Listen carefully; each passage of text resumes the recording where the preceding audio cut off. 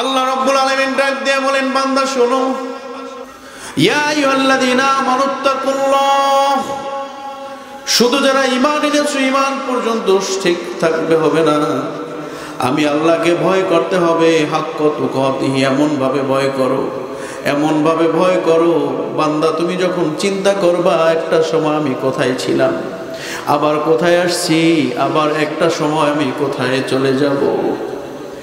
আপনি যদি আপনার বয়সটাকে মাইনাস করেন, আপনার বয়স 30 বছর, যদি এতটুকু চিন্তা করেন 30টা বছর পূর্বে আপনি কোথায় ছিলেন। আপনার আমার মা বাবার পবিত্র ভালোবাসার বন্ধনের মিলনের মাধ্যমে আল্লাহ তাআলা যখন মায়ের গর্ভের মধ্যে আপনার আমার শুক্রাণু, আপনার আমার জীবন্ত শুক্রাণুটাকে প্রবেশ করালেন, বিজ্ঞান বলতেছে এই শুক্রাণুটা একটা নয়, দুইটা নয়, কমপক্ষে 50 লক্ষ শুক্রাণুর সাথে যুদ্ধ করে 5 লক্ষ শুক্রাণু জীবিত থাকে, সেখান থেকে যুদ্ধ করে কয়েক লক্ষ শুক্রাণু বেঁচে থাকে, আবার সেখান থেকে যুদ্ধ করতে করতে 5000 10,000 সেখান থেকেও যুদ্ধ করতে করতে সমস্ত শুক্রাণুগুলো মারা যায়। আপনি আমি যেই শুক্রাণুটা বেঁচে আছি, আমাদের বাঁচানোর মালিককে, আমাদের রিজিকের মালিককে, আমাদেরকে পালন করতে, আমাদেরকে সুন্দরভাবে বেঁচে থাকার জন্য একজন যথেষ্ট, তিনি কে? আল্লাহ ব্যতীত আমাদেরকে এই নেয়ামতগুলো আর দেওয়ার মতো দ্বিতীয় আর কেউ নাই। এজন্য বাজারে গিয়ে কিছু চাওয়া যাবে না, বাজারে গিয়ে সিজদা দেওয়া যাবে না। কোনো কিছুর অভাব থাকলে যার কাছে বলতে হবে, দিল খোলা চিত্তে বলেন তিনি কে। এই জন্য মাজারে গিয়ে যারা সন্তান চায় তাদের জন্য বলি, সন্তান দেওয়ার মালিক মাজার নয়, সন্তান দেওয়ার মালিক কে? আবার সন্তান কিনে নেওয়ার মালিকও যিনি, আবার সন্তান দেওয়ার মালিকও, সম্পদ দেওয়ার মালিক যিনি, সম্পদ কিনে নেওয়ার মালিকও তিনি, সম্মান দেওয়ার মালিক যিনি, আবার সম্মান থেকে বেইজ্জতি করার মালিকও।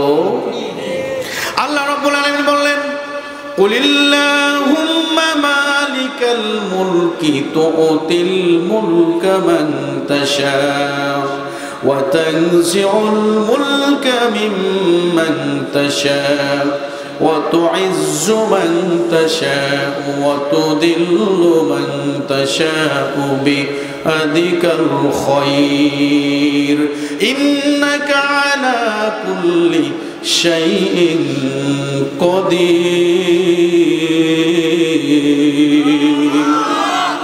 আল্লাহ রাব্বুল আলামিন বললেন, বান্দা শোনো, তুমি যত চিৎকার করো, যত চেঁচামেচি করো, সম্পদের পিছনে যত দৌড়াও, সম্পদ তোমাকে ধরা দিবে না। সম্মানের পিছনে যত দৌড়াও, সম্মান তোমাকে ধরা দিবে না। টাকার পিছনে যত দৌড়াও, টাকা তোমাকে ধরা দিবে না। কারণ আল্লাহ বললেন, কুলিল্লাহুম্মা মালিকাল মুলক, বান্দা তুমি জানো কি, তুমি কি জানো পৃথিবীর মধ্যে যত সম্পদ, যা কিছু দেখতে পাচ্ছ, যা দেখতে পাচ্ছ না, সমস্ত কিছুর মালিক একমাত্র আল্লাহ। এবার আল্লাহ বলেন, আমি শুধু মালিকানাই নই, তুতিল মুলকা মান তাশা,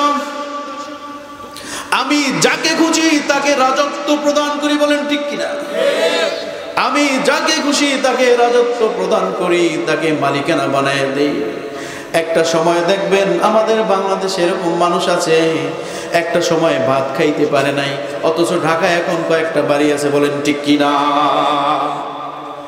এজন্য মনে প্রাণে বিশ্বাস করতে হবে, সম্পদ দেওয়ার মালিককে, রাজত্ব দেওয়ার মালিককে, আবার রাজত্ব কেড়ে নেওয়ার মালিককে। আল্লাহ বলেন, কুলিল্লাহুম্মা মালিকাল মুলক তুতিল মুলকা মান তাশা ওয়া তানজিউল মুলকা মিম্মান তাশা ওয়া তুইজ্জু মান তাশা ওয়া তুদিল্লু মান তাশা ওয়া বিয়াদিকাল খায়র। আল্লাহ বললেন, শুধু সম্পদ দেওয়ার মালিক আমি, আবার সম্পদ কিনে নেওয়ার মালিক আমি। শুধু তাই নয়, অত ইজ্জু মান তাশা, আবার তোমাকে সম্মান দেওয়ার মালিকও আমি। আবার এই সম্মান কিনে নেওয়ার মালিকও। দেখবেন 10 বছর আগে, 5 বছর আগে বা 2 বছর আগে একটা মানুষ অনেক সম্মানিত ছিল, তার পিছনে হাজার হাজার মানুষ চলছে, গাড়ি চলছে, হুন্ডা চলছে, এখন সেই সম্মান নাই, একজন মানুষ এখন আর তার সাথে হাঁটে না। কথা বলেন ঠিক কিনা? এই আয়াত থেকে কি প্রমাণ হয় না? আল্লাহ বললেন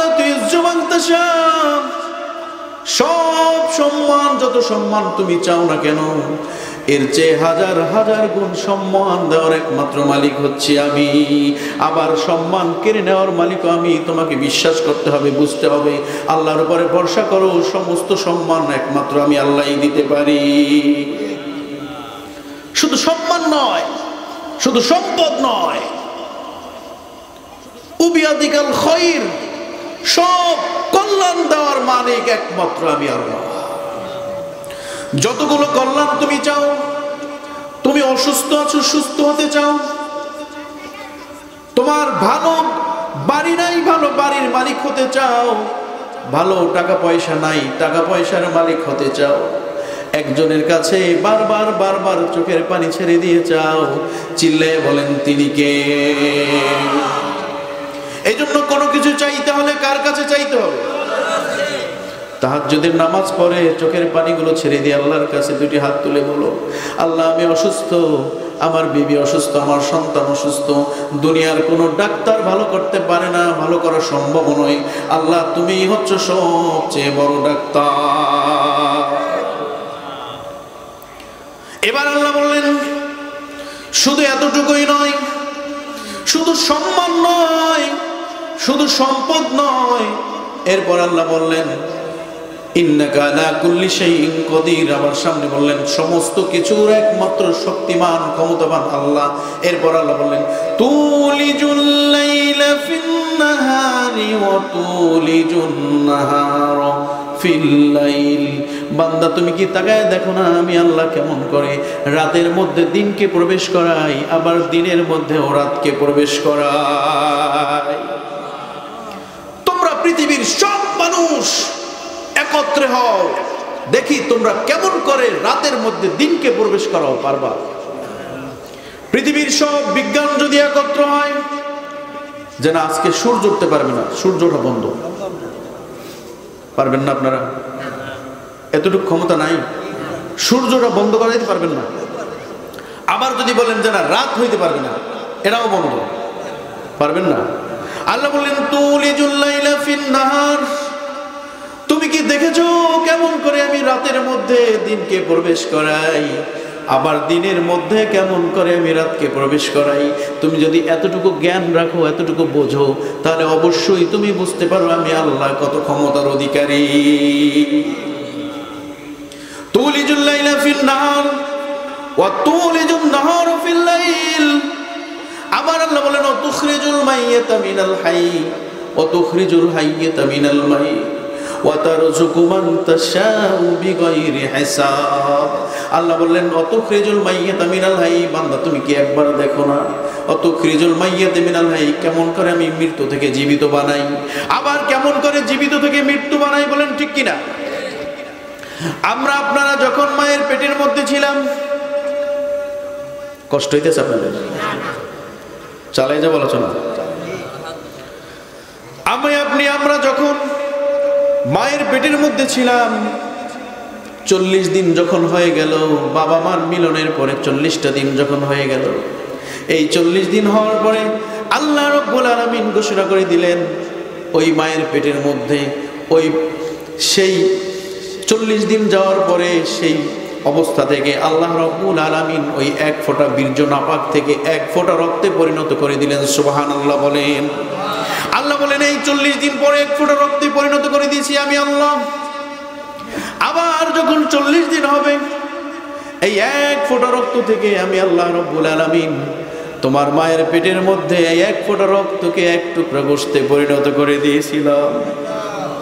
আল্লাহ বলেন ফাকাসাউনাল ইদামা লাহমা, এই এক ফোঁটা রক্ত থেকে তোমার মায়ের পেটের মধ্যে এক টুকরা গোশতে পরিণত করে দিয়েছেন কে? আল্লাহ।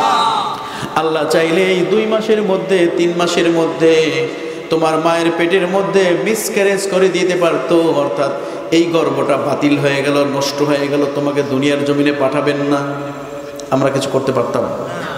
কিন্তু আল্লাহ তাআলা আমাকে মহব্বত করে ভালোবেসে দুনিয়ার জমিনে পাঠিয়েছেন। কেন? কারণ আমি আল্লাহ রব্বুল আলামিনের এই পবিত্র জবান থেকে তার নামটা বেশি স্মরণ করব। আল্লাহ রব্বুল আলামিন বললেন, আমার যখন 40 দিন হয়ে যাবে, 3 40 120 দিন, 4 মাস যখন হয়ে যাবে, মুসলমানি বান্দা শুনে রাখো, দুনিয়ায় কেমন করে আসলা, কেমন করে জিন্দিগিটা কাটাইলা, কেমন করে আবার দুনিয়া থেকে বিদায় নিয়ে যাইবা। 40 দিন 40 দিন 40 দিন 120 দিন হওয়ার পরে 4 মাস যখন হয়ে যায়, তখন এই এক টুকরা গোশতের মধ্য থেকে আল্লাহ রাব্বুল আলামিন বান্দার হাত পা অঙ্গ প্রত্যঙ্গ সুন্দরভাবে আকৃতি দিয়ে দেয়। এবার এই স্ট্রাকচারটাকে, এই বডিটার মধ্যে আল্লাহ রাব্বুল আলামিন যাচাই বাছাই করে সুন্দর করে একটা রূহকে প্রবেশ করে দেন। আলহামদুলিল্লাহ বলেন। এত বড় নিয়ামত যিনি দিচ্ছেন, 4 মাস পরে একটা রূহ দিলেন আপনাকে। এই রূহটা যে আল্লাহ রাব্বুল আলামিন দিলেন, সে আল্লাহর দরবারে কি পরিমাণ শুকরিয়া আদায় করলে সেটা শুকর আদায় হবে বলেন। আবার যখন 40 দিন হয়ে যায়, 4 মাস যখন হয়ে যায়, রূহটা যখন হয়ে যায়, তখন ওই মায়ের পেটের মধ্যে বান্দা তুমি আস্তে আস্তে এভাবে নড়াচড়া করেছিল, তোমার মা বুঝতে পেরেছিল। তখন থেকে তোমার মায়ের তোমার প্রতি ভালোবাসা জন্মেছিল, তোমার প্রতি মায়া হয়েছিল। মা বারবার উঠানে যান, ঘরে যান, যেখানেই যান, বারবার পেটের মধ্যে হাত দিয়ে বারবার দেখেন নাড়াচাড়া ঠিক আছে কিনা। বারবার বারবার মা দেখেন আমার সন্তানের নড়াচড়াটা ঠিক আছে কিনা। মা তোমার প্রতি ভালোবাসার জন্ম হয়েছে, চিল্লায় বলতে হবে সন্তানের প্রতি। সন্তানকে না দেখেও পেটের মধ্যে মাত্র 4 মাসের গর্ভ, এই সন্তানের প্রতি ভালোবাসা যেই যিনি সৃষ্টি করে দিয়েছেন, চিল্লায় বলেন তিনি কে? বলেন তো, কোনো বাবার ওই সময় কি সন্তানের প্রতি ভালোবাসা হয়েছে? বলেন তো সঠিক কিনা কথা? হয়েছে? মায়ের হয়েছে। কারণ মা তার পেটের মধ্যে এখন অনুভব করতে পারে যে তার সন্তান এখন পেটের মধ্যে নড়াচড়া করে। বলেন ঠিক কিনা? এবার আল্লাহ বললেন, বান্দা তুমি তোমার মায়ের পেটের মধ্যে এখন আস্তে আস্তে বড় হতে থাকবা। তোমার হাত বড় হবে, তোমার পা বড় হবে, তোমার আঙ্গুল বড় হবে, তোমার অঙ্গ প্রত্যঙ্গ বড় হবে। তুমি ছেলে হবে না মেয়ে হবে, সমস্ত স্ট্রাকচার গঠন কাঠামোগুলো আমি আল্লাহ আস্তে আস্তে আস্তে আস্তে তোমার মায়ের পেটের মধ্যে দেব। এই জন্য তোমার খাবারের প্রয়োজন, খাবারের চাহিদা হয়েছে, তুমি কেমন করে খাবা, ওই মায়ের পেটের মধ্যে তোমাকে কেমন করে খাওয়ানো যায়, এমন সুন্দর ব্যবস্থা আল্লাহ রাব্বুল আলামিন করে দিয়েছেন। বান্দা নাভির সাথে আর মায়ের নাভির সাথে সুন্দর এইরকম একটা স্ট্রাকচার করে দিয়েছেন। এই স্ট্রাকচার থেকে মায়ের ফুল থেকে সেই নির্যাসের একটা অংশ বান্দার পেটের মধ্যে যায়, ছোট্ট শিশু বাচ্চার পেটের মধ্যে যায়। এইভাবে যাইতে যাইতে 2 মাস 3 মাস 4 মাস 5 মাস আস্তে আস্তে যাইতে যাইতে মায়ের পেটের মধ্যে ওই বাচ্চাটা আস্তে আস্তে বড় হতে থাকে। বলেন ঠিক কিনা? বান্দাকে তার মুখ দিয়ে খাওয়াইতে পারতো না, মুখ দিয়ে খাওয়াইছে? কেন খাওয়ায় নাই? কারণ আল্লাহ বললেন, বান্দা আমি তোমার পবিত্র জবানটাকে নাপাক করব না। কারণ মায়ের পেটের মধ্যে খারাপ অংশ আছে, পায়খানা প্রস্রাবের অংশ আছে, তোমাকে সেখান থেকে নাপাক করব না। কারণ দুনিয়ার জমিনে যখন তুমি আসবা, তখন তোমার মায়ের পেট থেকে বের হওয়ার পরে তোমার পবিত্র মুখ থেকে তুমি বলবা বিসমিল্লাহির রাহমানির রহিম, আলহামদুলিল্লাহি রাব্বিল আলামিন, আর রহমানির রহিম, মালিকি ইয়াউমিদ্দিন। বান্দা তুমি সাক্ষ্য দিবা আলহামদুলিল্লাহি রাব্বিল আলামিন, সমস্ত প্রশংসা একমাত্র আল্লাহর জন্য, যিনি শুধু বিশ্বজগতের নয়, তামাম পৃথিবী, আসমান, জমিন, লৌহ কলম, গ্রহ, নক্ষত্র, নিহারিকা, দ্বীপপুঞ্জ, যা তুমি দেখতে পাচ্ছ, যা দেখতে পাচ্ছ না, এই সব কিছুর একমাত্র মালিক হচ্ছেন আল্লাহ। এই সাক্ষ্যটা তোমার মুখ থেকে দিতে হবে। আবার তোমার মুখ থেকে এই সাক্ষ্যটাও দিতে হবে আর রহমানির রহিম, তিনি হচ্ছেন পরম দয়ালু এবং পরম দয়াময়, মালিক ইয়াউমিদ্দিন, বিচার দিবসের একমাত্র মালিক। সুতরাং এই সাক্ষ্যগুলো তোমার পবিত্র জবান থেকে যখন দিবা, এই জন্য তোমার জবানটাকে আমি নাপাক করি না। এই জন্য তোমার মুখের সাথে তোমার মায়ের নাভির সাথে আমি সংযোগ করাই নাই। তোমার নাভির সাথে আর তোমার মায়ের নাভির সাথে যে একটা ফুল নামক জিনিস আছে, সেইটার সাথে স্ট্রাকচারটাকে নির্যাস দিয়ে তিল তিল করে তোমার মায়ের পেটের মধ্যে আমি তোমাকে বড় করেছি। সুবহানাল্লাহ। এবার যখন 7 মাস 8 মাস হয়ে যায়, মা আস্তে আস্তে স্বপ্ন বুনতে থাকে তার পেটের সন্তানের চেহারাটা কেমন, ছেলে হবে নাকি মেয়ে হবে। সুন্দর করে তার স্বপ্ন বুনতে থাকে বাচ্চাকে দেখার জন্য। বাচ্চা আরো জোরে জোরে খেলাধুলা করতে থাকে, মা খুব আনন্দ পায়, খুশি হয়ে যায়, সন্তানকে দেখার জন্য পাগল হয়ে যায়। এত এত ভালোবাসা, মা সারাটা রাত সজাগ থাকে, ঘুমায় না। ডান দিকে ফেরে, বাম দিকে ফেরে, চিন্তা করে, হারে আমি যদি বাম দিকে ফিরে ঘুমাই, আমার সন্তান যদি কষ্ট পায়, এমনকি ডান দিকে ফিরেও যদি ঘুমাই, সন্তান যদি ব্যথা পায়। ছোট্ট শিশুর প্রতি এত ভালোবাসা, এত স্যাক্রিফাইস, সারাটা রাত যাই মা সজাগ থেকে কাটিয়ে দেন। এতগুলো ভালোবাসা জন্ম যিনি দিয়েছেন তিনি কে? কোনো বাবা বলতে পারবেন না সন্তান আপনার স্ত্রীর পেটে আপনি রাত্র জেগেছেন, আপনি বসেছিলেন, আপনি ঘুমান নাই, কেউ বলতে পারবেন না। এজন্য বিশ্বনবী বলেন, একজন সাহাবী এসে জিজ্ঞেস করলো, হুজুর আমার ভালোবাসা, আমার আনুগত্য কে সবচেয়ে বেশি পাওয়ার জন্য যোগ্য দাবিদার? রাসূলুল্লাহ বললেন, উম্মাকা, তোমার মা, ফাবাদা মানজা, তারপর কে? বললেন উম্মাকা, তোমার মা। ফাবাদা মানজা বললেন, তারপরে কে? বললেন উম্মাকা, তোমার মা। ফাবাদা মানজা বললেন, তারপরে কে? বললেন আবাকা, তোমার বাবা। ফাদনাকা, তারপরে তোমার আশপাশে যারা আছে তারা। রাসূলুল্লাহ মায়ের কথা 3 বার বললেন, বাবার কথা 1 বার বললেন। সাহাবায়ে কেরাম জিজ্ঞেস করলেন, হুজুর কেন মায়ের কথা 3 বার বললেন, বাবার কথা 1 বার বললেন? বুঝাইয়া বলেন। রাসূলুল্লাহ বললেন, তোমার বাবার চেয়ে তোমার মা 2টা কাজ বেশি করেছেন, এই জন্য আমি মায়ের কথা 3 বার বলেছি। কারণ তোমার মা একটা কাজ বেশি করেছেন, 10 মাস 10 দিন পেটের মধ্যে রেখেছেন, যেটা বাবা করেন নাই। এই সন্তানকে জন্ম দেওয়ার জন্য মা, কত মা জন্ম দেওয়ার সময় দুনিয়ার জমিন থেকে বিদায় নিয়ে যায়। 16-17 বছরের মেয়ে, 18-20 বছরের মেয়ে, 25 বছরের মেয়ে, জিন্দেগিটা মাত্র শুরু হয়েছে। কত আশা, কত স্বপ্ন, কত ভালোবাসা।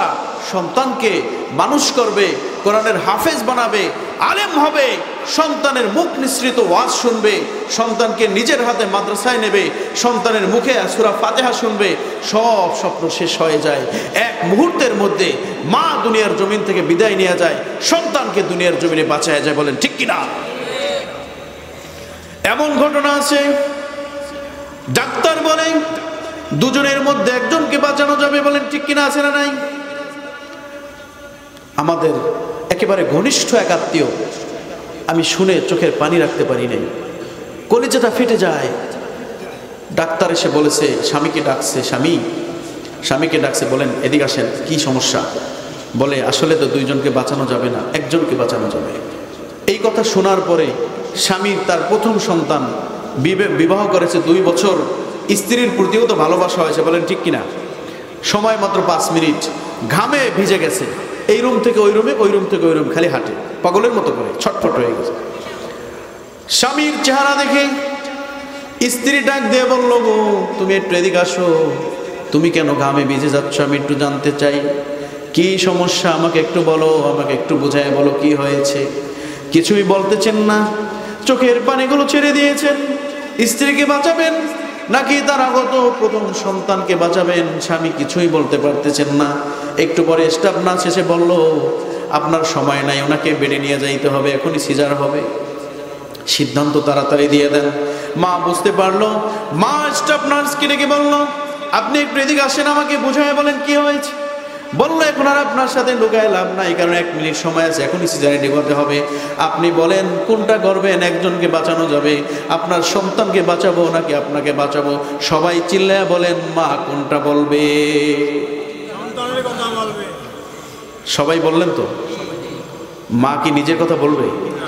18 বছরের মেয়ে, জীবনটা মাত্র শুরু হয়েছে, চোখের পানিগুলো ছেড়ে দিয়ে স্বামীকে শেষবারের মতো ডাকলো, ও আমার প্রাণের স্বামী, শেষবারের মতো একটা মিনিট তোমাকে বারবার দেখে যাই, আর তোমাকে দেখতে পারবো না, চোখ দুইটা বুজে যাব। স্বামী, আমি বাঁচতে চাই না, আমার হাত ধরে তুমি কসম করো, আমার সন্তানকে তুমি দুনিয়ার জমি বাঁচায় রাখবা, আমার লালিত স্বপ্নগুলো তুমি বাস্তবায়ন করবা, আমার স্বপ্নগুলো তুমি বাস্তবায়ন করবা। আমি 10 মাস 10 দিন এই সন্তানটাকে বুকে নিয়ে পেটের মধ্যে নিয়ে সারা রাত ঘুমাইতে পারতাম না, তুমি দেখতাম ঘুমাইতা, আমি সারা রাত এদিক থেকে ওদিক ফিরতাম, বসে থাকতাম, আমার সন্তান যেন কষ্ট না পায়, আমি উঠে বসে থাকতাম। ও স্বামী, যখন শেষ দিকে আসছে আমি সময়টা গুনতাম, আহারে কখন ডেলিভারির সময় আসবে, আমার বাচ্চাধন কলিজার টুকরার মুখটাকে আমি দেখব। আমার সেই স্বপ্নটা পূরণ হইল না, আমার সন্তানকে আমি দুধ পান করাবো, আমার সন্তানকে শুধু দুধ পান করাবো তাই নয়, একটু যখন কথা বলবে, আমি কত স্বপ্ন এঁকেছি, তাকে বিসমিল্লাহ বলাবো, তাকে আলহামদুলিল্লাহ সূরা শিখাবো, নিজের মুখে আমি তাকে সূরা ফাতিহা শিখাবো, একটু বড় হলে তাকে মাদ্রাসায় নিয়ে যাব, হক্কানি আলেমের মা হব, আমি হযরতে বাইজিদ বুস্তামির মতো এরকম হক্কানি আলেমের মা হব। ও স্বামী, আমার সময় নাই, আমার হাত দুটো ধরে আপনি শপথ করে দেন, আমাকে বাঁচাবেন না দয়া করে, আমার লালিত স্বপ্নগুলো আপনি বাস্তবায়ন করবেন, আমার সন্তানটাকে একজন হক্কানি আলেম বানাবেন বলেন। স্বামী চোখের পানিগুলো ছেড়ে দিয়েছে, কে বলবে স্ত্রীর দিকে তাকে ভাষা হারিয়ে ফেলেছে, বাস্তব ঘটনা বলতেছি। একটু পরে স্টাফ নার্স এসে টান দিয়ে নিয়ে গেল, স্বামীর দিকে শেষবারের মতো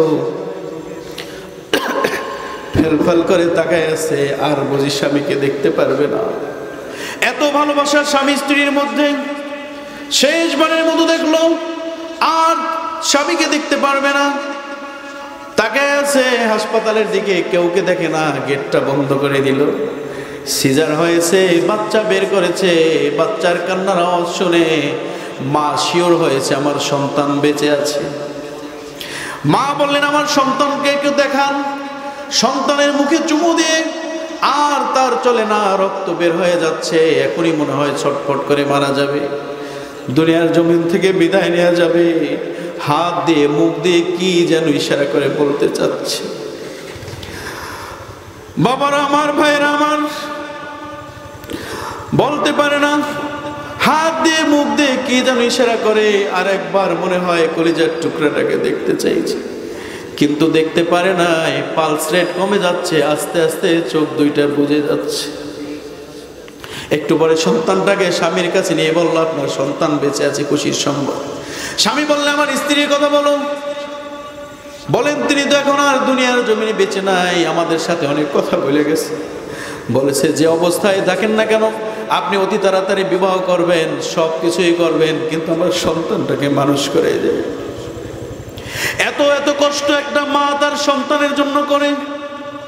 বিজ্ঞান বলতেছে, একটা সন্তান যদি নর্মাল ডেলিভারিতে হয়, একটা অ্যাক্সিডেন্টে, ট্রাক দুর্ঘটনায় যদি কোনো মানুষের পা হারিয়ে ফেলে, যদি কোনো মানুষের পা কেটে যায়, পাওটা চলে যায়, হাতটা চলে যায়, বিজ্ঞান বলতেছে এইটা মানুষের জন্য যত কষ্ট হয়, তার চেয়ে অন্তত দ্বিগুণের চাইতে বেশি কষ্ট একজন মা তার সন্তান জন্ম দেওয়ার সময় করে থাকে। আচ্ছা বলেন তো, আপনাকে, আমাকে, আমাদের সবাইকে জন্মদানের সময় আমার আপনার মা কি কষ্ট করেছেন না করেন নাই? সবাই বলেন করেছেন। আজকে এই মাহফিলের উদ্দেশ্য কি জানেন? আমাদের মধ্যে অনেকের যাদের মা নাই, যাদের বাবা নাই, আমরা অনেকেই বেমালুম দুনিয়ার ব্যবসা, দুনিয়ার চাকরি, লোভ লালসা, হিংসা বিদ্বেষে আমরা জড়িয়ে গেছি, সেই মায়ের কথা আমার মনে নাই। কথা বলেন না কেন? বাবার কথা মনে নাই। আমার বাবা এখানে বসা আছেন, আপনারা দেখেন, আমি সাক্ষ্য দিচ্ছি, আমি যখন ছোট্ট ছিলাম এই মোকরণ বাজারে আমার বাবা আমাকে নিয়ে যাইতেন। আমি এখন অনেক মাহফিলে বলি, বাবা বললেন, বাবারে আমি বাজার করি, তুই হোটেলের মধ্যে উঠে যা মনে চায় খা। এই সেই বাবা। একদিন বললেন, বাবারে আমি হাইটা আসতে পছন্দ করি, তুই রিক্সায় যা, কারণ তুই হাঁটতে পারবি না। আসলে আমি কি হাঁটতে পারি না? কথা বলেন না কেন? আমি কি হাঁটতে পারি না কি পারি না? বাবার এত মায়া, এত কলিজার টুকরা সন্তানের জন্য মায়া, যে আমি হাঁটি আমার সন্তানটাকে কষ্ট না দেই, সে রিকশায় চলে যাবে। এরকম বাবা যারা হারিয়েছেন একটু মনে করেন, বাবা আপনার জন্য কত কষ্ট করেছে, মা আপনার জন্য কত কষ্ট করেছে। আল্লাহ রাব্বুল আলামিন বললেন, ওয়াকাদা রাব্বুকা আল্লা তা'বুদু ইল্লা ইয়্যাহু ওয়া বিল ওয়ালিদাইনি ইহসানা।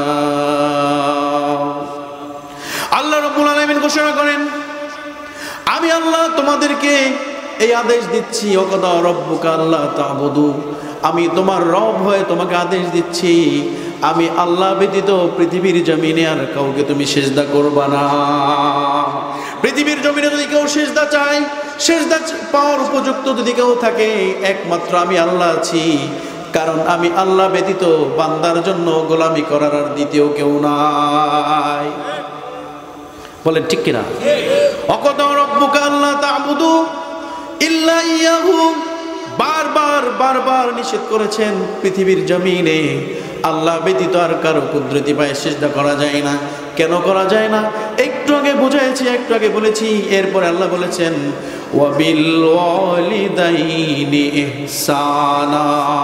আর বান্দা তোমাকে বলি, শুধু এতটুকুই নয়, আর তোমার পিতামাতার প্রতি ইহসান করো, সদাচরণ করো। তোমার পিতামাতাই তোমার সবচেয়ে বড় পীর। এজন্য যার পিতামাতা বেঁচে আছে তার পায়ে গিয়ে সালাম করো, ক্ষমা চাও, মাপ চাও। এমন একটা সময় আসবে তোমার বাবা মায়ের কাছে সেই মাপ চাওয়ার সময়টুকু তুমি পাবে না।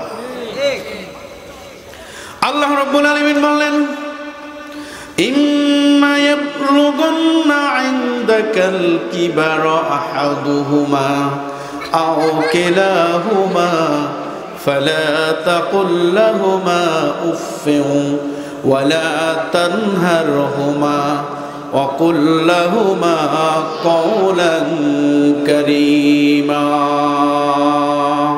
واخفض لهما جناح الذل من الرحمة وقل رب ارحمهما কামা রাব্বায়ানি সগীরা। সুবহানাল্লাহ বলেন। আল্লাহ রাব্বুল আলামিন ঘোষণা করলেন, বান্দা তুমি কেমন করে তোমার পিতামাতার সদাচরণ করবা সেটার একটা মাপকাঠি আমি লিখে দিচ্ছি, শোনো। ইম্মা ইয়াবলুগান্না ইনদাকাল কিবারা আহাদুহুমা আও কিলাহুমা। আল্লাহ রাব্বুল আলামিন বললেন, ইম্মা ইয়াবলুগান্না ইনদাকাল কিবারা, তুমি যদি তোমার জীবদ্দশায় তোমার পিতামাতাকে দুজনকে অথবা একজনকে তাদের বৃদ্ধ অবস্থায় পাও। কি বললাম? তাদেরকে বৃদ্ধ অবস্থায় যদি তুমি পাও, দুজনকে অথবা আহাদুহুমা একজনকে, আও কিলাহুমা অথবা দুইজনকে, দুইজনের একজনকে অথবা উভয়কে যদি তুমি বৃদ্ধ অবস্থায় পাও, ফালা তাকুল লাহুমা উফফিউ, এমন আচরণ তাদের সাথে করবা না যেন তারা উফ শব্দটা পর্যন্ত করতে পারে। আজকে দেখেন আমাদের সমাজে, আমাদের দেশে হাজার হাজার বৃদ্ধাশ্রম তৈরি হয়েছে। এই বৃদ্ধাশ্রমগুলোতে গিয়ে দেখবেন বড় বড় সচিব, মন্ত্রী, মিনিস্টার, কোটিপতি, বিল্ডিং এর মালিক, ইন্ডাস্ট্রিজের মালিক, সব কোটিপতিগুলার বড় বড় লোকগুলা তাদের বাবা মা ওই বৃদ্ধাশ্রমগুলো থাকে। বলেন ঠিক কিনা? আজকে আমার মতো নগণ্য কোন গোলাম, আল্লাহর কোন গোলাম সামান্য বেতনে মসজিদে চাকরি করে, আমি ছোট্ট একটা ঘটনা বলি এর মধ্যে শুনেন। আমি পরিচিত এক ব্যক্তি, আলেম ব্যক্তির কথা বলতেছি, মসজিদের ইমাম, মাত্র 5,000 টাকা বেতনে চাকরি করেন। বলেন তো তার সংসারটা কিভাবে চলে? আমি বাজারে গিয়ে দেখি এই মসজিদের ইমাম কোনোদিন আমি দেখি না একটা মাছ কেনার জন্য যায়। ছোট্ট ছোট্ট গুঁড়া গুঁড়া ছোট ছোট মাছ কিনে, সবজি কিনে বাসায় নিয়ে যায়। বললাম, হুজুর কেমন করে আপনি চলেন? বলে, আমার মা আমার বাসায় থাকে, আমার বৃদ্ধ মা কোনোদিন আমাকে বলে নাই, বাবা আমার এই মাছটা খাইতে মনে চায়, আমার জন্য তুমি মাছ নিয়ে আসো। কোনোদিন আমার মা বলে নাই। কিন্তু আমরা সংসারে খুব শান্তিতে আছি। যদি শাক রান্না করি সবাই ভালোবাসার সাথে, আদরের সাথে, আমার মাকে নিয়ে সম্মানের সাথে শাক খেয়ে আমরা জীবনযাপন করি। মাকে ফেলে দেয় না, দেখাতে পারবেন আমাদের এই পটুয়াখালী জেলায় কোন আলেম মসজিদে চাকরি করে, ইমামতি করে, মাদ্রাসা চাকরি করে, যাই করুক না কেন বাবা মাকে অন্তত বৃদ্ধাশ্রমে পাঠায় না? কথা বলেন না কেন? পাঠাইছে? দেখাতে পারবেন আপনারা? কারণ সন্তান জানে একটা বাবা মা তার জন্য কত কষ্ট করেছে, এটা তিনি জানে। এই জন্য আল্লাহ বলেন ইম্মা ইয়াবলুগান্না ইনদাকাল কিবারা আহাদুহুমা, তুমি যদি তাদেরকে বৃদ্ধ অবস্থায় একজনকে পাও, আও কিলাহুমা, অথবা দুইজনকে পাও, তাদের খেদমত করো, তাদেরকে ভালোবাসো, তাদের কাছে যাও, বাবার কাছে গিয়ে বলো বাবা তোমার বয়স হয়েছে 70 বছর 80 বছর। আমার বৃদ্ধ বাবারা বলতে পারবে একটু বয়স হইলে অনেক ভালো মন্দ অনেক সময় খাইতে মনে চায়, বলেন ঠিক কিনা? অনেক সময় ঘরের পুত্রবধূর কারণে সেটা বলতে পারে না, কারণ বাবা যদি এটা বলে ছেলেকে 9, 6, 14 বুঝায় বলবে তোমার বাবার শখ আর পূরণ হয় না। কথা বলেন ঠিক কিনা? এই জন্য আমার বাবারা বৃদ্ধ হলে একটু ভালো মন্দ খেতে মনে চায়, বৃদ্ধ হলে একটু ভালো মন্দ খেতে মনে চায়, একটু ভালো পোশাক পরতে মনে চায়, চাই কি চায় না? তোমার জন্য 70টা বছর 50টা বছর এত কষ্ট যেই বাবা মা করলেন, আজকে তারা শিশু হয়ে গেছেন, ছোট্ট বাচ্চার মতো হয়ে গেছে, কিছুই বোঝে না। এই সমাজ 70-80 বছরের কোনো বয়স্ক ব্যক্তিকে বিচারের জন্য কি ডাকে? বলেন ডাকে? কোনো অনুষ্ঠানের তার সাথে পরামর্শ জিগায়? কারণ সে এখন শিশু হয়ে গেছে, ছোট্ট বাচ্চা হয়ে গেছে, এখন আর তার কাছে কোনো কিছু জিজ্ঞাসা করে না। এই ছোট্ট মাছুম বাচ্চার মতো আমার বৃদ্ধ বাবার এখানে বসে আছে। যাদের বাবা বেঁচে আছে তোমাদের দুটি পায়ে হাত দিয়ে বলি বাবার খেদমত করো, মায়ের খেদমত করো। আল্লাহ বললেন তোমার বাবা তোমার মা বৃদ্ধ অবস্থায় একজন অথবা উভয়জন যদি বেঁচে থাকে তাদেরকে এমন খেদমত করো, এমন ভালোবাসা দাও, তোমার বাবা মা চোখের পানিটা ছেড়ে দিয়ে তোমার মাথায় হাত বুলিয়ে যেন বলে বাবা আমি দোয়া করে দিলাম আমার সন্তান যেন জামানার শ্রেষ্ঠ আলেম হয়ে যায়। অনেকে দেখেন না, আমি দেখছি বৃদ্ধ বাবা মা মাথায় বুলায় হাত দিয়া দোয়া করছে আল্লাহ তোরে অনেক ভালো করবে। কিচ্ছু নাই তার মধ্যে, তার অনেক সুখ শান্তি আল্লাহ দিয়ে রাখছে। বলেন ঠিক কিনা? আবার বাবা মার সাথে বেয়াদবি করেছে, অনেক টাকা পয়সা ছিল, সব শেষ। কথা বলেন ঠিক কিনা? ঠিক তো? এই জন্য বাবা মার জন্য আমরা দোয়া করতে রাজি আছি না নাই? বাবা মার কথা মনে করে চোখের পানিগুলো ছেড়ে দিয়ে আজকে দোয়া করবেন। আখিরি মোনাজাত পরিচালনা করব, সেখানে চোখের পানি ছেড়ে দিয়ে বলবেন আল্লাহ আমার বাবা আমার মা আমার জীবনে আমার জন্য কত কষ্ট করেছে, আজকে অন্ধকার কবরে ঘুমায়, আমার বাবা আমার মাকে তুমি জান্নাতুল ফেরদাউস নসিব করে দিও। আল্লাহ রাব্বুল আলামিন বলেন ইম্মা ইয়াবলুগান্না ইনদাকাল কিবারা আহাদুহুমা আও কিলাহুমা ফালা তাকুল লাহুমা উফফিন, এমন আচরণ করবা না তোমার মা তোমার বাবা বেজার হয়ে উফ শব্দটা পর্যন্ত যেন না করতে পারে। আর আল্লাহ তাআলা বলেছেন ফালা তাকুল লাহুমা উফফিন ওয়ালা তানহারহুমা, আর তাদেরকে ধমক দিবা না, ধমক দিবা না, ধমকের সুরে কথাও বলবা না। বৃদ্ধ হয়েছে বাবা, অনেক সময় অনেক কথা বলতে চায়, অনেকে ধমক দেয়া বলে তুমি থামো, তুমি চুপ করো, আপনি এখান দিয়ে চলে যান। এরকম সন্তান, এরকম কুলাঙ্গার সন্তান আমাদের বাংলাদেশে আছে না নাই? আমাদের গ্রামে নাই আমি জানি, কিন্তু আমাদের বাংলাদেশে আছে, আমাদের গ্রামে আছে। বাবা মাকে ধমক দেয়, আছে কি আছে না? অথচ আল্লাহ বললেন ওয়ালা তানহারহুমা, তোমার বাবা মাকে ধমক দিবা না, ধমকের সুরে কথা বলবা না। অকুল্লাহুমা কওলান কারীমা, আর তাদের সাথে এমন আচরণ করো, এমন সুন্দর আচরণ করো যেন তোমার জন্য সব সময় দোয়া করতে থাকে। ওয়াকফিদ লাহুমা জানাহুজ যুল্লি মিনার রাহমা, আর তাদের জন্য তুমি একটা রহমত হয়ে যাও, রহমতের চাদর বিছিয়ে দাও, রহমতের পরশ বিছায় দাও, দয়া দেখাও।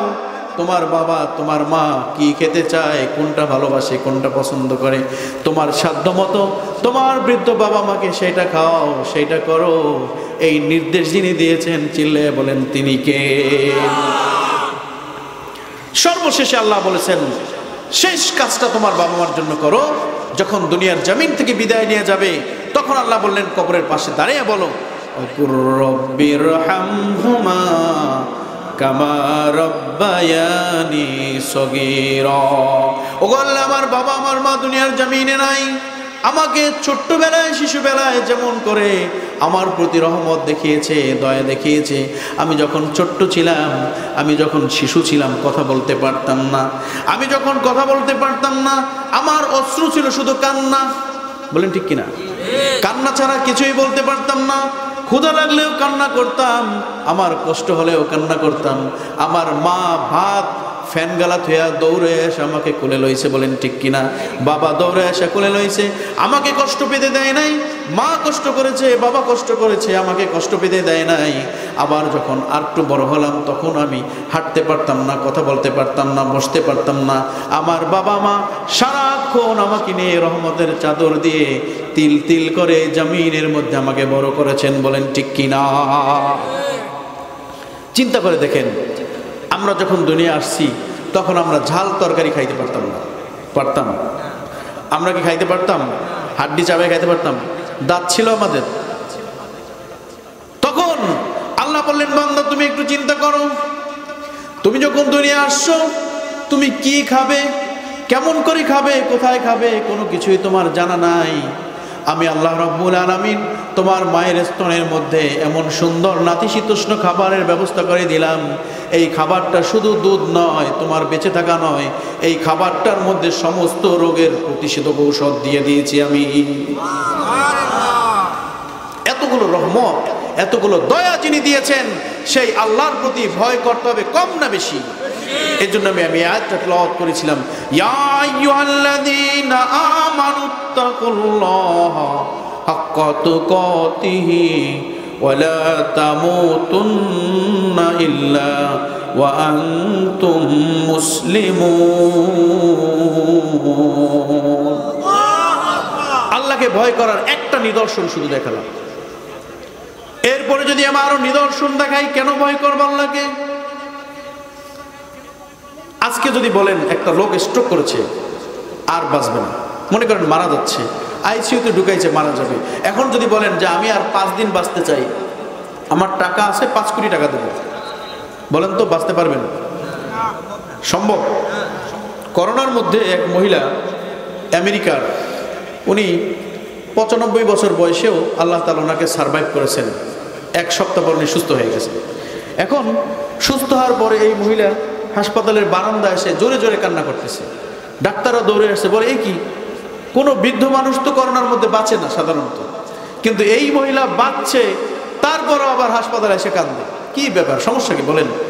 বলে বাবারে, আমি এই জন্য কান্না করি না, আমি কান্না করেছি অন্য একটা কারণে। সেটা হচ্ছে এই 7টা দিন হাসপাতালের বিছানায় আইসিইউর মধ্যে তোমরা আমাকে রেখেছো। এই 7 দিনে প্রায় 1 কোটি টাকার উপরে বিল হয়েছে। তোমরা আমাকে কৃত্রিম শ্বাস প্রশ্বাস করেছো, অক্সিজেন দিয়েছো। আমি চিন্তা করে দেখলাম আমার 95টা বছর বয়স, এই 95 বছর বয়সে হাজার হাজার দিন, লক্ষ লক্ষ দিন, লক্ষ লক্ষ ঘন্টা যেই মালিক আমাকে শ্বাস প্রশ্বাস করিয়েছেন, জানি না তার হাসপাতালের দরবারে কত হাজার কোটি টাকা জানি আমার বিল হয়ে গেছে। তোমার 1 কোটি টাকা বিল আমি দিয়ে দিলাম, কিন্তু হাসপাতাল এটা নয়। আল্লাহর হাসপাতালে কেমন করে আমি হাজার হাজার কোটি টাকা বিল পরিশোধ করব? আমি এখন মুসলমান হয়ে যেতে চাই, আমাকে কালিমা পড়াইয়া দাও, লা ইলাহা ইল্লাল্লাহু মুহাম্মাদুর রাসূলুল্লাহ সাল্লাল্লাহু আলাইহি ওয়াসাল্লাম। চিন্তা করেন তো, দৈনিক 12,500 বার আমরা শ্বাস প্রশ্বাস করি। আপনি যদি 60 বছর বেঁচে থাকেন, এই 60 বছরকে ঘন্টায় প্রকাশ করলে, মিনিটে প্রকাশ করলে, লক্ষ লক্ষ কোটি কোটি টাকার চেয়েও বেশি বিল আল্লাহর আরশে জমা হয়ে গেছে। বলেন ঠিক কিনা? এখন যদি এই বিল পরিশোধ করতে চান, তাহলে কাকে ভয় করতে হবে বলেন? আল্লাহকে ভয় করতে হবে, যে আল্লাহ আমাকে এতগুলো বছর দুনিয়ার জমিনে বাঁচার লাইসেন্স করে দিলেন, তার দেওয়া জমিনের মধ্যে আমাকে বাঁচার জন্য সুযোগ করে দিলেন, আমাকে বিনা টাকার শ্বাস প্রশ্বাস করতে দিলেন, তার দেওয়া হাজার হাজার নেয়ামত ভোগ করতে দিলেন। বলেন তো সেই আল্লাহকে ভয় করতে হবে কম না বেশি? অনেক বেশি। এই নিদর্শনগুলোই প্রকাশ করে আল্লাহকে ভয় করতে হবে, ভয় করার মতো হাক্কা তুকাতিহি। আল্লাহ বললেন ওয়ালা তামুতুন্না ইল্লা ওয়া আনতুম মুসলিমুন, খবরদার বান্দা পরিপূর্ণ মুত্তাকি মুমিন না হয়ে কবরের মধ্যে আসবা না। কবর কিন্তু সাপ বিচ্ছুর জায়গা। কোনো চেয়ারম্যানকে চেনা হবে না, কোনো মন্ত্রীকে চেনা হবে না, কোনো প্রধানমন্ত্রীকেও চেনা হবে না। ওই কবরের মধ্যে কে প্রধানমন্ত্রী, কে এমপি, কে মিনিস্টার চেনা হবে না। তুমি কতটুকু আমল করে এসেছো, ওই আমলটুকু বিবেচনা করে তোমাকে জান্নাত জাহান্নামের ফয়সালা করা হবে। ভাইরা আমার, আল্লাহকে ভয় করতে হবে, কম না বেশি? আমি আলোচনা একটা মাত্র নিদর্শন বললাম, এক এক জায়গায় এক একটা নিদর্শন মানুষকে শোনাই যে আল্লাহকে কেন ভয় করতে হবে। এটা তোমার অন্তরের মধ্যে অনুধাবন করতে হবে যে আল্লাহকে এই জন্যই ভয় করতে হবে। বলেন ঠিক কিনা? এরপর আমি একটা হাদিস তেলাওয়াত করেছিলাম এখানে যে এক মুসলমানের প্রতি আর এক মুসলমানের 6টা হক রয়েছে। বলেন ঠিক কিনা? এই সংক্ষিপ্ত আলোচনা করে শেষ করব। তা আমরা কি বুঝতে পেরেছি আল্লাহকে ভয় করতে হবে, কম না বেশি? আরেকটা কথা, বাবা মা যাদের বেঁচে আছে কিংবা নাই, যাদের বেঁচে আছে আজ থেকে শিক্ষা নিতে হবে বাবা মার সাথে কোনো দিন বেয়াদবি করা। আজকে যদি সমাজের দিকে তাকান, ছেলের হাতে বাবা খুন আছে না নাই? কথা বলেন, আছে না নাই? এই পরিস্থিতির জন্য ওই বাবা মাই দায়ী। বলেন ঠিক কিনা? যদি সময় থাকতো, আমি গতকালকে সেই বরগুনার প্রোগ্রামে আলোচনা করে আসছি যে যোগ্য সন্তান যদি কোনো বাবা মা চায়, বর্তমান সমাজে অনেক ছেলেরাই অনেক মেয়েরাই বাবা মার কথা শোনে না। বলেন ঠিক কিনা? সন্তান যদি যোগ্য চাও, আমার বাবারা শুনে রাখো, সন্তানের প্রতি 5টা হক আদায় করো। কয়টা? যেহেতু আলোচনা শেষ এই জন্য বলতেছি 5টা হক আদায় করো। সন্তান যখন জন্মদান করবে, পৃথিবীর মধ্যে ভূমিষ্ঠ হওয়ার পরে সুন্দর একটা নাম রাখো, কোরআন থেকে বেছে নিয়ে নবীদের নাম, সাহাবাদের নাম, সুন্দর একটা নাম রাখো। এমন কোন নাম রাখবা না যে নামের কোনো অর্থ নাই। বলেন ঠিক কিনা? সারা দিন ওই নাম রাখবা আর গুনাহ হতে থাকবে। দ্বিতীয় নাম্বার হক হচ্ছে সন্তানের প্রতি, দ্বিতীয় নাম্বার হক হচ্ছে 7 দিনের মাথায় আকিকা দাও। সুন্নাহ, না পারলে 14 দিন, 21 দিন বা যে কোনো সময় তুমি আকিকা দিয়ে দাও। এটা বাবা মার সন্তানের প্রতি দ্বিতীয় হক। বলেন ঠিক কিনা? 3 নম্বর হক হচ্ছে সন্তান যখন আর একটু বড় হবে, যখন একটু একটু কথা বলা শিখবে, তখন তাকে সর্বপ্রথম আগডুম বাগডুম না শিখায়া তখন সর্বপ্রথমেই তাকে শিখাও বিসমিল্লাহির রহমানির রহিম। তাকে বোঝাও আল্লাহ এক, তার হাকিকত বড়, তিনি সৃষ্টিকর্তা, তিনি রিজিক দাতা, কোনো মানুষ খাওয়াতে পারে না, আল্লাহ ব্যতীত কোনো মানুষ কাউকে রক্ষাও করতে পারে না। এই কথাগুলো তোমার সন্তানকে বোঝাও। তুমি নামাজে যাইবা, তোমার সন্তানকেও নামাজের দাওয়াত দাও, দেখবা তোমার সাথে সাথে তোমার সন্তানও নামাজ পড়তেছে। বলেন ঠিক কিনা? এটা হচ্ছে সন্তানের প্রতি বাবা মার তৃতীয় হক। চতুর্থ হক হচ্ছে সন্তান যখন বড় হবে তখন সন্তান কোথায় যাচ্ছে, কার সাথে মিশছে, কোথায় গিয়ে কথা বলছে, কোন কলেজে যাচ্ছে, কি করতেছে, এই সমস্ত কিছু মনিটরিং করার জন্য সন্তানকে ভালো দ্বীনি প্রতিষ্ঠান মাদ্রাসায় পড়াতে হবে। কারণ কলেজে পড়ে, বিভিন্ন ভার্সিটিতে পড়ে সন্তানকে রক্ষা করা এখন আর সম্ভব না। এজন্য মাদ্রাসায় পড়ালে সম্ভাবনাটা বেশি থাকে রক্ষা করা। মেয়েদেরকে আলাদা মেয়েদের মাদ্রাসা, ছেলেদেরকে ছেলে মাদ্রাসা, সেখানে পড়ালে আপনার সন্তান হাফেজ হবে, হাফেজা হবে, মাওলানা মুফতি মুহাদ্দিস হবে, সমাজের মধ্যে প্রতিষ্ঠিত হবে, হাজার হাজার মানুষের সামনে এরকম কথা বলবে। এই যেমন আমার বাবাকে পাশে নিয়ে আমি কথা বললাম, কেমন লাগলো আপনাদের? কথা বলেন না কেন? এরকম যদি আপনার সন্তানও আপনাকে পাশে বসিয়ে রেখে কথা বলে, শুধু এতটুকুই নয়, আপনার মারা যাওয়ার পরে জানাজার নামাজটাও যদি পড়ে, কবরের পাশে দাঁড়ায় যদি ইয়াসিন সূরা আর রহমান সূরা পড়ে, চোখের পানিগুলো ছেড়ে দিয়ে যদি বলে রব্বি রহমহুমা কামা রব্বায়ানি সগীরা, আপনার জন্য যদি দোয়া করে, অবশ্যই অবশ্যই এই নেক সন্তানের কারণে আল্লাহ রব্বুল আলামিন আপনাকে জান্নাত দিয়ে দিবেন। এই জন্য সন্তানের প্রতি চতুর্থ হক কি? মাদ্রাসায় পড়ানো, দ্বীনি শিক্ষা দেওয়া, তারপরে আপনি তাকে জেনারেল লাইনে পড়ান, কোনো নিষেধাজ্ঞা নাই। পঞ্চম হক হচ্ছে কি? গতকালকে এই 5টা হকের কথা বলেছি।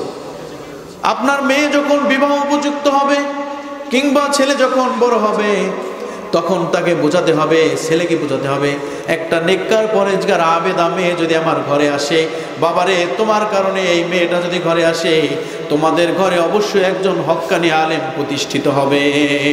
আর যদি তুমি এমন কোনো মেয়ে আনো বেপর্দা বেহায়া, যে পর্দা করে না, আমাদের পটুয়াখালী থেকে রাস্তায়, আমাদের পটুয়াখালী ব্রিজ থেকে যদি ছেলের মোটরসাইকেল আছে, বউ পর্দা করে না, বড় লম্বা চুল, এখন আবার হুন্ডা বাইরেছে R15, ড্রাইভিং সিট থাকে নিচে, আর পিছনে যে বসে সে থাকে 10 তলার উপরে, বউরে 10 তলার উপরে উঠাইয়া তারপরে স্বামী নিচে বসিয়া গিয়ার পুরা ছাইরা পটুয়াখালী থেকে একেবারে সরাসরি পাগলা, চুলগুলো উঠতে আছে, একসাথে জামাতের সাথে বউকে দেখার সুযোগ করে দিয়েছে। নাউজুবিল্লাহ, আসতে বললেন। এরকম কুলাঙ্গার সন্তান যদি দুনিয়ার জমিনে রেখে যাও, প্রতিটা কদমে কদমে, প্রতিটা মিনিটে, প্রতিটা মুহূর্তে তোমার কবরের মধ্যে এর গুনাহ পৌঁছতে থাকবে। নাউজুবিল্লাহ। এই জন্য এমন সন্তান দুনিয়ায় রাখা যাবে না যেই সন্তান মারা যাওয়ার 1 সপ্তাহের মধ্যেও বাবা মাকে ভুইলা যায়। আমরা দেখছি ফেসবুকে, ইউটিউবে, মারা গেছে, জায়গা সম্পদ নিয়ে টানাটানি শুরু হয়ে গেছে। কথা বলেন, আছে না নাই?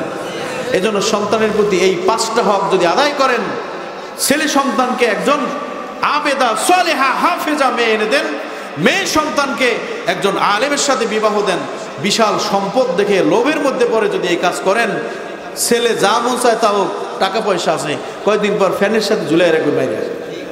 কথা কন না কেন?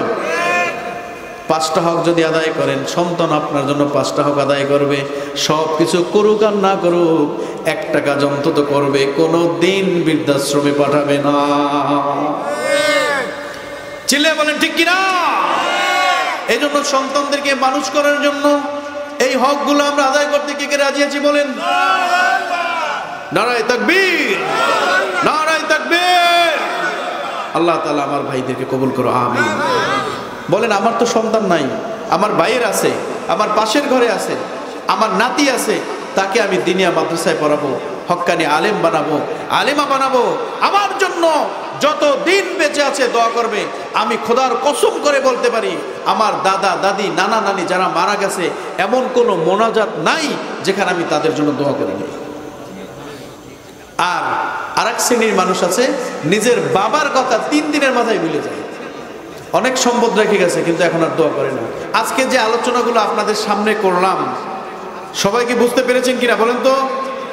কথা ক্লিয়ার? ক্লিয়ার কিনা? সন্তানের প্রতি হক আদায় করব, যে হাদিসটা বলেছি, এক মুসলমানের প্রতি আরেক মুসলমানের 6টা হক 2 মিনিটের মধ্যে শেষ করব। প্রথম হক হচ্ছে ইউসাল্লিমু আলাইহি ইযা লাকিয়াহু, যখন তার সাথে দেখা হবে তখন তাকে সালাম দাও। কিন্তু আমাদের দেশে, আমাদের সমাজে একটা প্রচলিত রেওয়াজ আছে, আপনারা আবার রাগ করেন না, যদি বড় লোক হয়, যেমন চেয়ারম্যান, মেম্বার, কোটিপতি, আমার মতো গরিব মানুষ যদি রাস্তা দিয়ে হাঁটে, সালাম দিলে লয় না। আর নইলে চেয়ারম্যান সাহেব অপেক্ষা করে যে মেম্বারে তো আমার সালাম দেবে, কারণ আমি বড়, সে কি? অফিসার সাহেব চিন্তা করে, আমি কর্মকর্তা, আমার কর্মচারী আমাকে সালাম দেবে, ভাবলে বসে থাকে। কর্মচারী ভিতরে ঢুকে, আসসালামু আলাইকুম স্যার। ওয়ালাইকুম সালাম। আরে বেটা, তুই অফিসার হয়েছো, কর্মচারীকে কেন সালাম দিতে পারো না? স্বামী চিন্তা করে স্ত্রী আমাকে সালাম দেবে, কথা কন না। বাবা চিন্তা করে সন্তান সালাম দেবে, বাবা সন্তানকে সালাম দেয় না। এইটা কি আমাদের ইসলামের আদর্শ? এটা কি আমাদের নবীর দেখানো আদর্শ কিনা বলেন? এটা কোনোদিন আদর্শ হতে পারে না। রাসূলুল্লাহ ছোট্ট ছোট্ট বাচ্চাদেরকেও সালাম দিয়েছেন, স্ত্রীদেরকে সালাম দিয়েছেন, স্ত্রীদেরকে ভালোবেসেছেন, বয়স্কদেরকেও সালাম দিয়েছেন, তার ছোটদেরকেও সালাম দিয়েছেন, অধীনস্থদের গোলাম দাসীদেরকেও সালাম দিয়েছেন। এটাই হচ্ছে ইসলাম, এটাই হচ্ছে সমাজ। এই সালামের রেওয়াজ আমাদের সমাজে নাই। আমি হাদিসটা তেলাওয়াত করেছি কিন্তু আলোচনা করতে পারিনি। এই সালাম এখন থেকে, এই রেওয়াজ আমাদের পরিবর্তন করতে হবে, বলেন ঠিক কিনা? আজকে থেকে আমরা স্ত্রীকে গিয়ে সালাম দেব, ছোট্ট সন্তানকেও সালাম দেব, কালকে ওই সন্তান আমাকেও সালাম দেবে, বলেন ঠিক কিনা? আর কিছু মুসল্লি আছে, কিছু মানুষ আছে, তারা কি করে জানেন? এই বেটা বেয়াদব, তুই আমাকে সালাম দিলি না, রাস্তা দিয়ে হাঁটতেছি তুই সালাম দিলি না, কি বলেন, আছে নাকি?